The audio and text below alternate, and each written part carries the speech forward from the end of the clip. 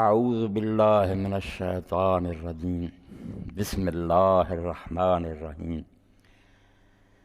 ھذا بصائر للناس وہدی ورحمۃ لقوم یوقنون ام حسب الذین اجترحوا السیئات ان نجعلہم کالذین آمنوا وعملوا الصالحات سواء محیاہم ومماتہم ساء ما یحکمون وخلق اللہ السماوات والارض بالحق ولتجزی کل نفس بما کسبت وہم لا یظلمون۔ یہ قرآن مجید لوگوں کے لیے بصیرت افروز ہے، اور جو لوگ یقین کرتے ہیں ان کے لیے یہ ہدایت ہے اور رحمت ہے۔ کیا وہ لوگ جو برائیاں کرتے رہتے ہیں وہ سمجھے بیٹھے ہیں کہ ہم ان لوگوں کو اور ان کو جو ایمان لائے اور نیک کام کرتے ہیں برابر کر دیں گے؟ یہاں بھی ایک جیسی زندگی گزاریں گے اور مرنے کے بعد بھی ان کا انجام ایک ہی ہوگا، نیکیاں کرنے والے اور برائیاں کرنے والے برابر ہی ہو جائیں گے۔ ساء ما یحکمون، یہ باتیں جو یہ بکتے ہیں بہت بری باتیں ہیں، غلط بکواس کرتے ہیں، یہ ایسا کبھی نہیں ہوگا۔ اور اللہ نے آسمانوں کو اور زمین کو با مقصد پیدا کیا ہے، اور یہ کارخانہ ختم ہوگا تو ہر شخص کو جو کچھ اس نے کمایا ہے پورا پورا اس کا بدلہ دیا جائے گا، اور کسی پر کوئی زیادتی نہیں ہوگی۔ اللہ پاک نے یہ سورہ الجاسیہ کی آیات ہیں، 2-3 آیتیں ہیں، مضامین کا ایک بے بہا خزانہ، ایسے موتی ہیں جو ختم نہیں ہوتے۔ پہلے تو قرآن مجید کی تعریف بیان کی گئی کہ یہ لوح محفوظ میں سے جبریل علیہ السلام کے ذریعہ جو سید عالم صلی اللہ علیہ وسلم پر یہ کتاب اتاری گئی، یہ کتابوں میں سے کوئی عام کتاب ہے؟ نہیں، یہ تو اللہ تعالیٰ کا اتنا فضل ہوا، اللہ نے بنی آدم پر اتنا کرم فرمایا کہ اس سے بڑی کوئی نعمت انسانوں کو نہیں دی۔ ھذا بصائر للناس، یہ قرآن بڑی عظمت کے طور پر اللہ نے فرمایا یہ اتنی عظیم و شان چیز، بصائر للناس، یہ دنیا کے سب لوگوں کی آنکھیں کھولنے کے لیے کافی۔ اگر بندے بن کر رہنا نہیں چاہتے، جان بوجھ کر آنکھیں بند نہیں کرتے، تو مشرق و مغرب کے انسان للناس، یہودی ہوں، عیسائی ہوں، بدھ ہوں، آنکھیں کھول کر اس کو پڑھ لیں، ان کو سرما نصیب ہو جائے گا، سب دھند جاتی رہے گی اور آپریشن ہو جائے گا، صفائی ہو جائے گی۔ بصائر،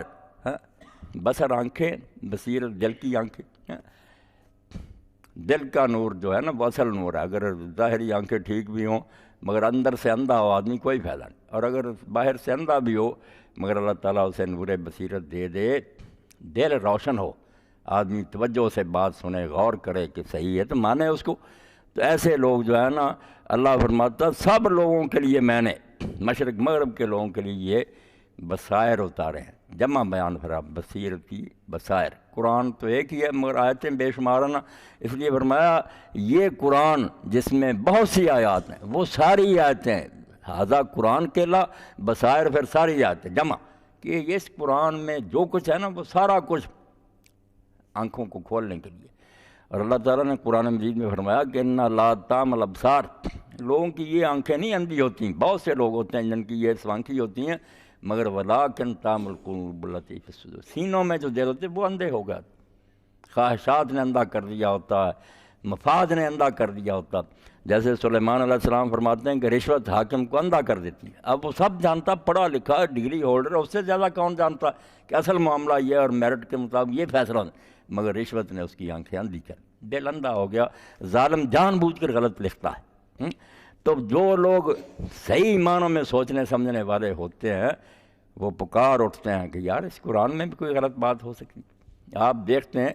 کہ مکہ میں اللہ کے رسول علیہ السلام 5 سال سے دین سنا رہے تھے، اب قرآن جیسی کتاب جس میں کوئی شک نہیں، اور زبان اس کی جو اصدق الصادقین تھے علیہ الصلوۃ والسلام، اللہ کے پیغمبروں میں سے سب سے افضل،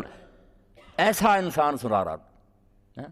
جس کا کردار ان کے سامنے تھا، کہیں اجنبی نہیں تھا کہ باہر سے آیا تھا، وہ جانتے تھے بچپن سے کہ کیسا سچا اور جانبدار ہے۔ کوئی بے ایمان شک نہیں کر سکا کہ حضور میں کوئی خامی ہے۔ آپ نے بار بار کہا بتاؤ، کبھی جھوٹ بولا، کسی کا ایک ٹکا میں نے دبایا، سب مانتے تھے صادق۔